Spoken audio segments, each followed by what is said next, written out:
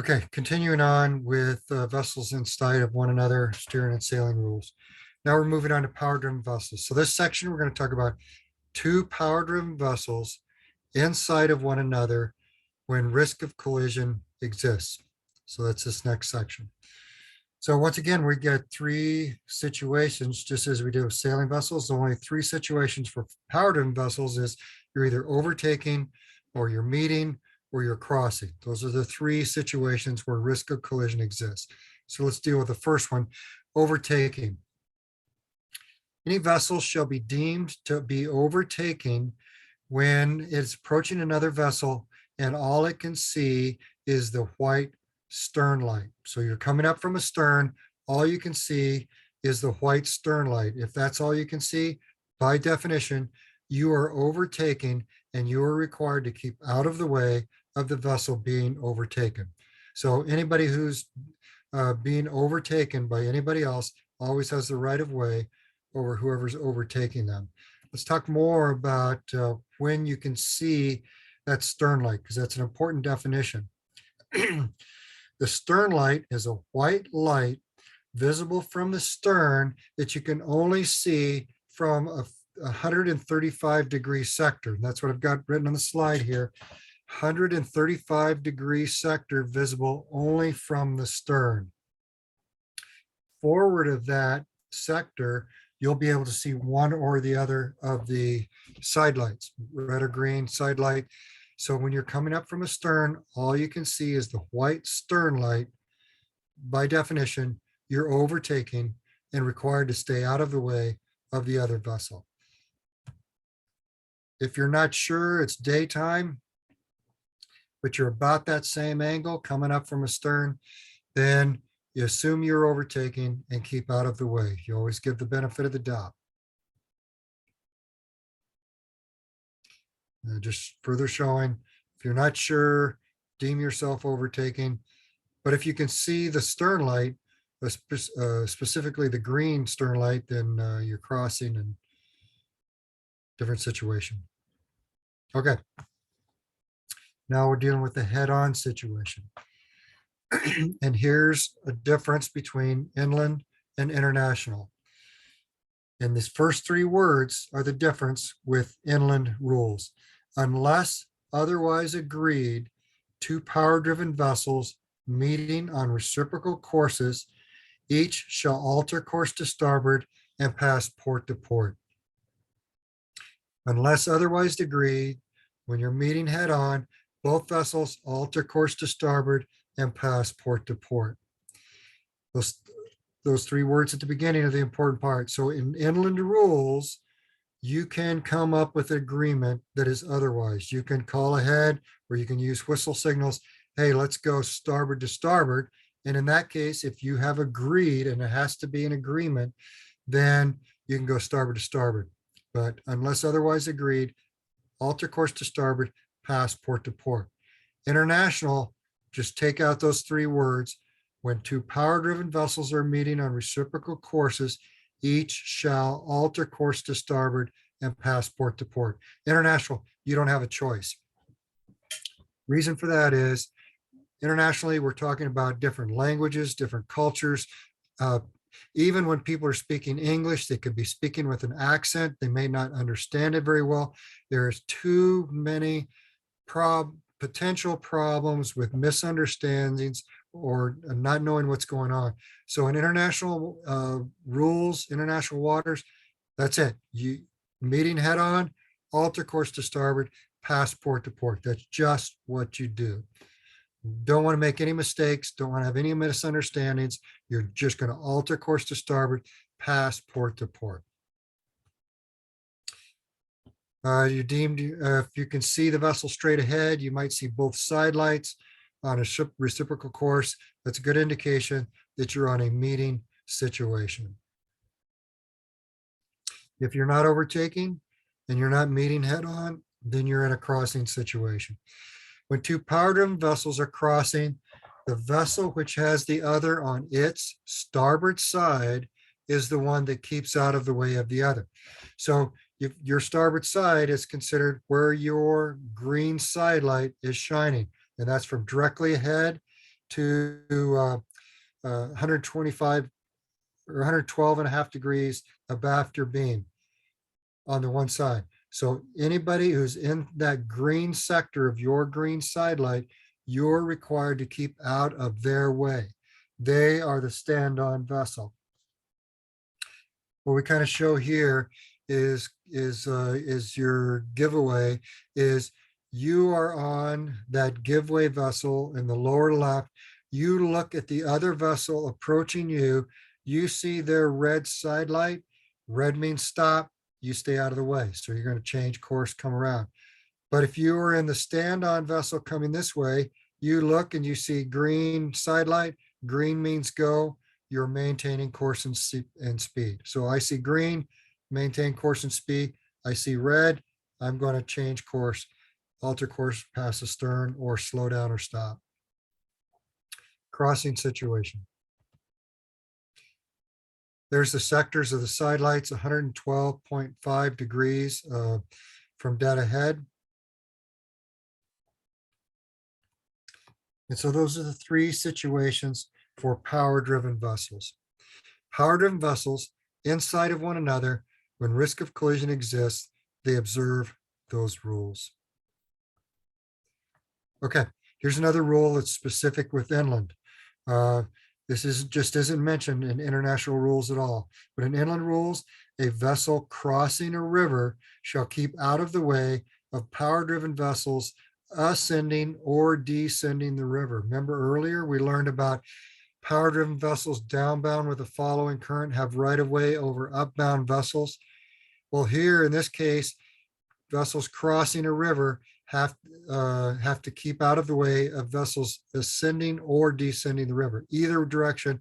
But that's kind of like narrow channels. Remember, narrow channels, crossing vessels always stay out of the way. Makes sense. Shouldn't be hard to remember. Okay, a lot of words here on this slide, but this is just kind of a review of the actions of the stand-on vessel that we learned before. The stand-on vessel is required to remember that the three elements. First off, the stand-on vessel is required to maintain course and speed. Maintain course and speed so that the giveaway vessel can figure out how to keep out of your way. However, you're given an out, and that's number 2. You may change course and speed when it's apparent the giveaway vessel is not taking appropriate action. At that point, you can decide they've just crossed into my personal space. I'm not feeling comfortable. I am allowed, I may take course or change course and speed to because the other vessel is not taking appropriate action. And then the third thing, though, is I shall change course and speed when I'm in extremis. In other words, when I'm so close that no matter what the other vessel does, I also have to pull my throttles back hard. I got to throw my wheel over. If I don't also do something, we will get into a collision. At that point, I shall. Those are my 3 requirements, actions of the stand-on vessel. Actions of the giveaway vessel, the 3 actions, remember, were positive, I'm supposed to take action, positive action, ample time with due regard to good seamanship. So just to review on those, positive action means readily apparent to the other vessel that they can see it. It's an obvious change. It's an obvious course change. I was looking at the starboard bow. Now I see the port bow, or I was seeing a big bow wake. Now it's calmed down. So they must have obviously slowed down or maybe even stopped. And then ample time early enough so that you're not getting into their personal space, making them uncomfortable. You're taking that action early so that they can go, all right, good. You saw me, taking appropriate action. And lastly, that due regard to good seamanship. I'm not speeding up, passing ahead. I'm not cutting too close to the stern. Okay, now we're going to define some additional vessels. A vessel, first one is a vessel not under command. A vessel that is not under command is a vessel which through some exceptional circumstance, and that's the key phrase, and you're going to hear me repeat it over and over again, through some exceptional circumstance, is unable to maneuver as required by the rules and is unable to keep out of the way. So this is a vessel that is broken down. This exceptional circumstance means something happened to it beyond its control that now it cannot maneuver to keep out of the way of other vessels. So it lost power, it lost steering, lost propulsion, has major damage. Something happened to it beyond its control, an exceptional circumstance that is not, that it can't maneuver. So that's a vessel that is not under command. A vessel restricted in ability to maneuver is a vessel by the nature of its work, and that's the key phrase on this one, the nature of its work restricts its ability to maneuver as required by the rules. So these are working vessels, buoy tenders, cable layers, dredges. It might be vessels underway replenishment, transferring fuel and cargo, launching or recovering aircraft. These are all examples of vessels whose work is preventing them from changing course to avoid other vessels as required by the rules. So they're considered restricted in ability to maneuver, and that's their designation, the key phrase, nature of the work. We mentioned fishing vessels before. Now we're going to define what a fishing vessel is. A fishing vessel, first off, is only commercial fishing vessels, not recreational fishing. But it's fishing vessels who are fishing with nets, lines, or trawls, which seriously restrict their maneuverability. It does not include trolling. So nets would be like gill nets, seine nets. So when they're dragging these nets or made off to these nets, they are not fully maneuverable. When they talk about line gear, they're talking about pot gear. So long lines or pot gear, something that's on the bottom, it's attached to the bottom, and as long as they're connected to their fishing gear, they don't have full maneuverability. Trolling is considered still have maneuverability. You can still turn right or left, you can still avoid other vessels. So trolling is not included in this designation of fishing vessels. And then of course, trawlers. Specifically spelled out or separated out, but fishing with nets, lines, or trawls is only when you're designated a fishing vessel, and then you enjoy the privileges that fishing vessels would enjoy over some other vessels, and we'll see what those are. Okay, so we've learned of a lot of different vessels, power-driven vessels, sailing vessels, now vessels not under command, vessels restricted ability to maneuver, fishing vessels. They're all designated specifically and defined specifically because different vessels have the privilege and the right of way over other vessels. And here is our memory aid that is going to remind us who has right of way over other vessels. Our memory aid is only new rods catch fish, so purchase some wiki. Purchase some quick. Only new rods catch fish, so purchase some wiki. The O and only stands for overtaken vessels. Overtaken vessels are at the top of the list. If you can overtake another vessel, you're required to keep out of the way, no matter if you're fishing, sailing, working. Even if you're working, if you're passing another vessel, you obviously have the maneuverability to stay out of its way.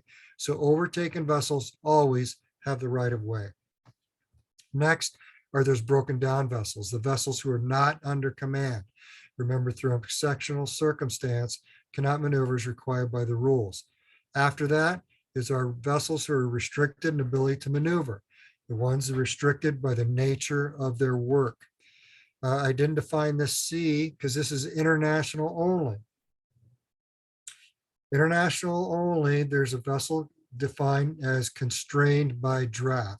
A vessel constrained by draft is a deep draft vessel that, because of its draft in relation to the available depth of water, it cannot maneuver outside of the channel. So constrained by draft, they come next. Then comes our fishing vessels. After that is sailing vessels. Then our power-driven vessels. Down at the bottom where they belong is seaplanes. And then lastly, a relatively new uh, thing out there, something called a wing and ground craft. And we'll look at some slides of what a wing and ground craft is later. It's kind of like a seaplane. So the only new rods catch fish, so purchase some wiki wiki. So here we are back to our order priority. Wherever you are on this list, you are required to keep out of the way of vessels above you on the list, and everybody below you on the list is supposed to stay out of your way.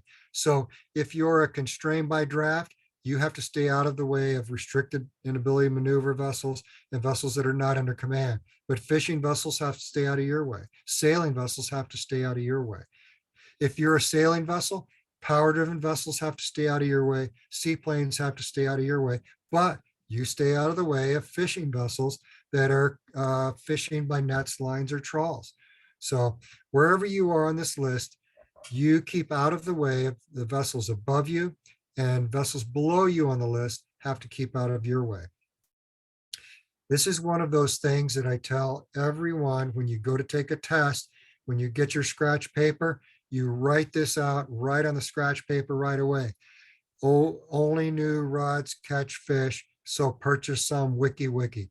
And then when you're taking the test and you get there, you may have already gotten flustered or confused, and now you don't remember. Then you got the list right there in front of you. Oh yeah, fishing vessels, stay out of the way of vessels that are not under command. So write it down. Highly recommended. Let's talk about, once again, just a reminder, review of who these vessels are. Remember, the definition of overtaking is if at night you're approaching and all you can see is the white stern light.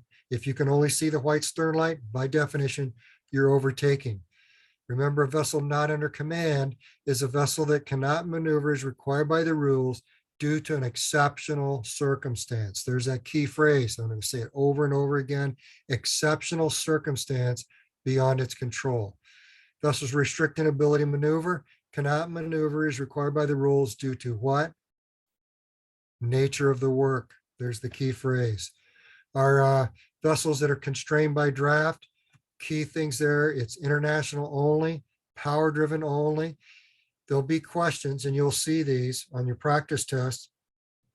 Which of the following vessels is not defined in the inland rules? And it may have fishing, sailing, not under command, constrained by draft. Oh, bingo. That's the one that's not defined in inland rules, constrained by draft. International only. Fishing vessels, remember, only commercial fishing, fishing by nets, lines, and trawls, not trolling. Sailing vessels under sail alone, if they've got their engines on, it doesn't matter how many sails they have up. If their engines are running, they're a power-driven vessel. Power-driven vessels, of course, are any vessel propelled by machinery. Seaplanes, we know, are those loud, noisy, obnoxious things that run around in the harbor downtown Juneau. And then the wing and ground craft. We'll take a look at some slides of what that is. It's like a seaplane. Okay, so that was vessels in sight of one another. The next section is conduct of vessels in restricted visibility. But it's such a short section, I just left it attached to this one. So this rule applies to vessels not in sight of one another when in or near areas of restricted visibility. Restricted visibility it means we can't see the other vessel. Fog, heavy rain, maybe snow, dust, smoke. Darkness is not restricted visibility. We can see miles and miles and miles through darkness if there's a light there, if there's something to see. So it's not darkness, it's something that actually obscures the visibility. This also applies when you're next to a fog bank or next to a snow bank so that you can't see vessels that are inside of it and maybe they can't see you. So in or near areas of restricted visibility. First rule, every vessel proceeds at a safe speed adapted to the conditions.